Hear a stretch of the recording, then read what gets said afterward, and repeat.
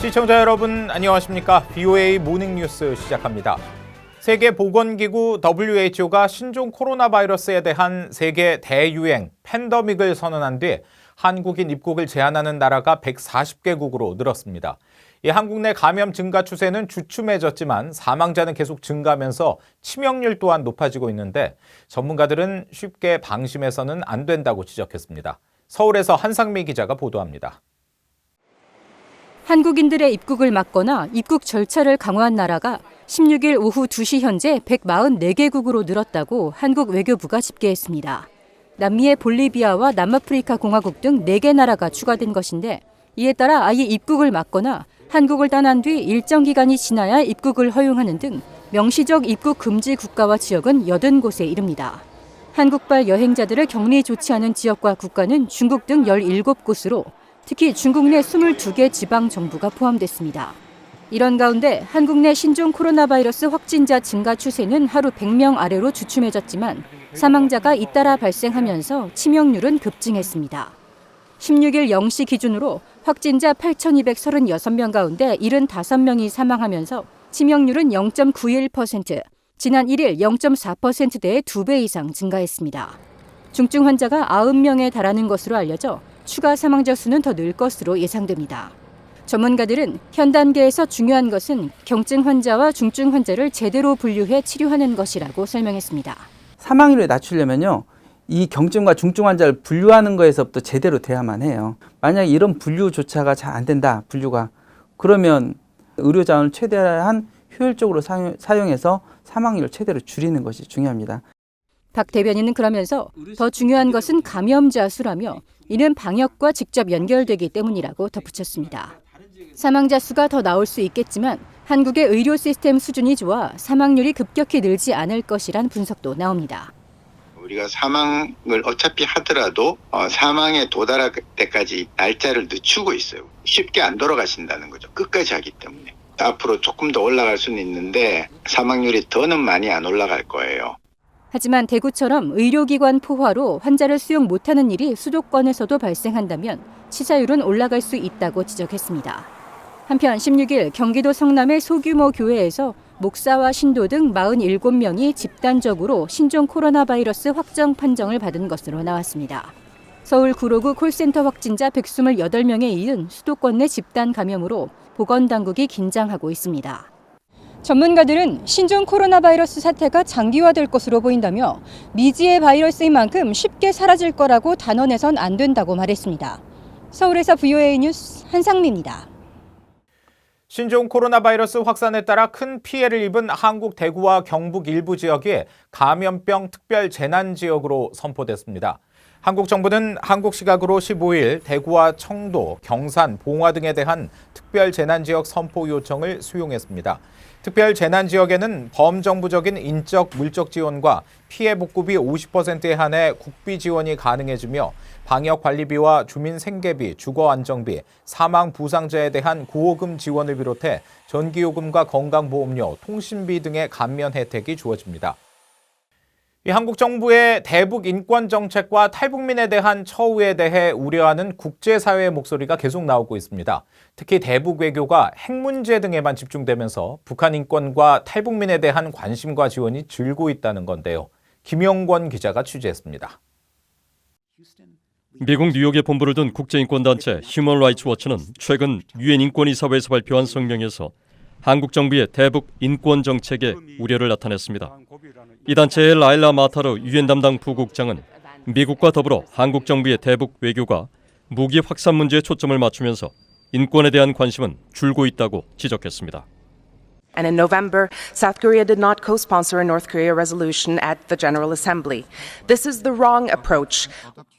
휴먼 라이츠 워치는 미국과 일본 역시 인권 제기가 협상을 위태롭게 할 수 있다는 이유로 유엔에서 논의를 자제하고 있다며 무기 확산 방지 노력과 인권은 서로 분리할 수 없는 불가분의 관계라고 강조했습니다. 대북 외교에서 인권 문제가 경시되는 것에 대한 국제사회의 이 같은 우려는 최근 지속적으로 나오고 있습니다. 미국 국무부는 최근 발표한 2019 국가별 연례 인권 보고서에서 한국 문재인 정부 출범 이후 정부의 지원금 삭감으로 탈북단체 예산이 최대 80% 삭감된 사례를 소개했습니다. 또 전 세계 67개 비정부 기구가 연대한 북한 반인도 범죄 철폐를 위한 국제연대도 최근 한국 문재인 대통령에게 보낸 공개 서한에서 한국 정부가 북한의 실질적인 인권 개선을 위해 정책을 수정하고 압박을 강화해야 한다고 촉구했습니다. 공개 서한에 동참했던 국제인권단체 관계자들은 북한 인권 문제에 대한 한국 정부의 입장에 국제사회의 우려가 상당하다고 지적했습니다. 이렇게 많은 국제 인권 보호 단체들이 많이 우려하고 있습니다. 그만큼 세계 곳곳에 있는 인권 비정부 기관들이 지금 우려하고 있습니다. 문재인 정부도 방향을 좀 바꿔놔야 될 것 같고. 국제인권단체들은 인권 개선 압박 대신 관여만 하는 건 효과적이지 않다며 북한을 변화시키기 위해선 대화와 압박을 병행하는 등 다양한 방안을 구사할 필요가 있다고 지적했습니다. 그러면서 토마스 퀸타나 유엔 북한인권 특별보고관의 지적처럼 대북 협상에서 인권 문제를 함께 논의하는 건 한반도 비핵화와 평화 합의의 지속성을 보장하기 위해서도 매우 중요하다고 강조했습니다. BA 뉴스 김영권입니다. 북한 영변 핵시설 단지 내에서 지난달 초 포착됐던 특수 궤도차의 이동 움직임이 일부 파악된 것으로 알려졌습니다. 미국의 북한 전문 매체 38노스는 지난달 11일부터 26일까지 영변 핵시설을 촬영한 상업용 위성 사진을 비교 분석한 결과 2월 23일까지 원통을 실은 궤도차 석 대와 컨테이너를 실은 궤도차 한 대가 시설 근처에 있었지만 26일에는 사라진 것을 확인했다고 지난 13일 밝혔습니다. 38노스는 궤도차의 용도가 무엇인지 정확히 알 수 없으나 궤도차가 옮긴 통에는 핵연료 생산과 폐기물 처리, 오염 제거 등에 쓰인 시약이 담겼을 가능성이 있다고 지적했습니다.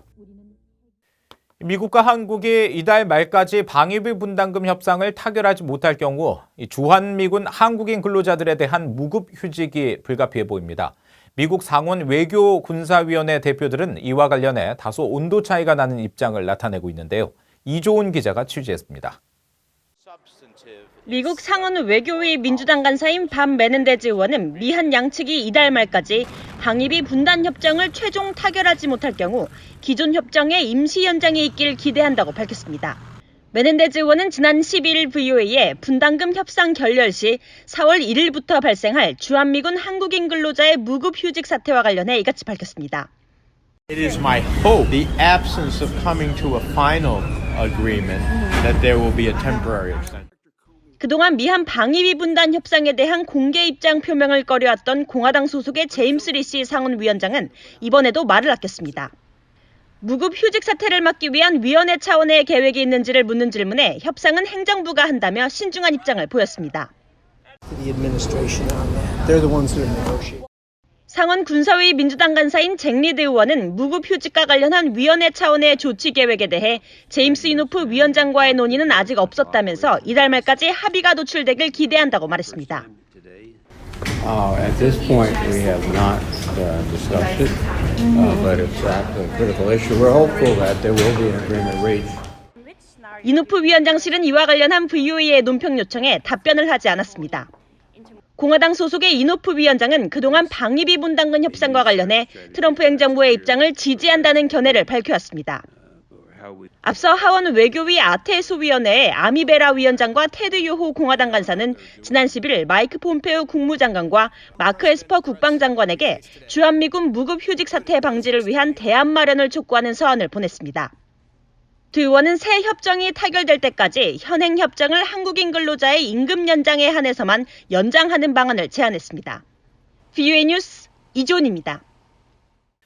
북한 김정은 국무위원장의 숙부인 김평일 체코 대사에 이어 고모부인 김광섭 오스트리아 대사도 교체됐습니다. 북한 외무성은 14일 김일성 주석의 사위로 27년 동안 오스트리아 대사를 맡았던 김광섭을 교체하고 새 오스트리아 대사로 최강희를 임명했다고 밝혔습니다. 북한 외무성은 또 2015년부터 체코 대사를 역임했던 김정일 전 국방위원장의 이복 동생 김평일의 후임으로 유럽 통인 주원철을 임명한 사실도 확인했습니다. 이와 관련해 한국의 북한 전문가들은 김정은 위원장이 백두혈통 격가지를 정리하려는 것이라면서 이들이 장기간 해외에 체류하면서 반북 단체들과의 연계 가능성이 높아짐에 따라 위협을 느낀 김 위원장이 단속 강화를 통해 권력을 공고히 하려는 움직임이라고 분석했습니다. 이상으로 VOA 모닝 뉴스를 마칩니다. 시청해주신 여러분 고맙습니다.